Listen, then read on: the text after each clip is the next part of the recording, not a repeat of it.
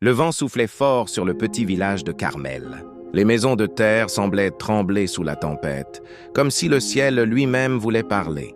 Parmi les habitants vivait une jeune femme nommée Déborah. Son cœur était lourd, car depuis des mois, tout semblait s'effondrer autour d'elle.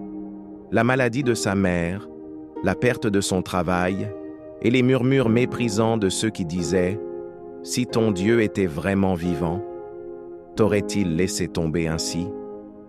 Mais Déborah gardait le silence. Chaque nuit, elle s'agenouillait près de son lit et priait. « Seigneur, je ne comprends pas tes voies, mais je sais que tu es fidèle. Donne-moi seulement la force de tenir. » Un soir, alors que la tempête faisait rage, quelqu'un frappa à sa porte. Lorsqu'elle ouvrit, elle découvrit un vieil homme trempé par la pluie, les yeux fatigués. « Ma fille, pourrais-tu m'offrir un peu d'eau et un abri pour la nuit ?»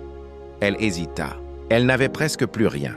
Mais une parole lui revint à l'esprit. « J'étais étranger et vous m'avez accueilli. » Sans réfléchir davantage, elle le fit entrer, partagea son dernier morceau de pain et lui donna une couverture.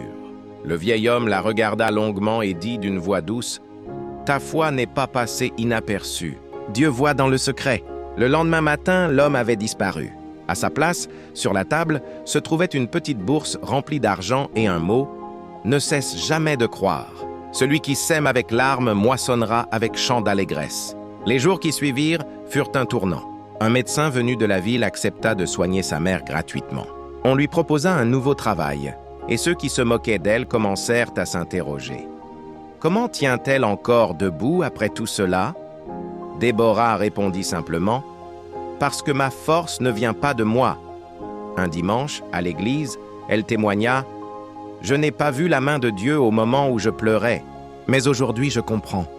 Il était là dans chaque épreuve, façonnant ma foi comme l'or dans le feu. Si vous traversez la tempête, ne lâchez pas la main du Seigneur. La nuit ne dure qu'un temps, mais sa lumière brille pour toujours. » Le silence remplit l'assemblée.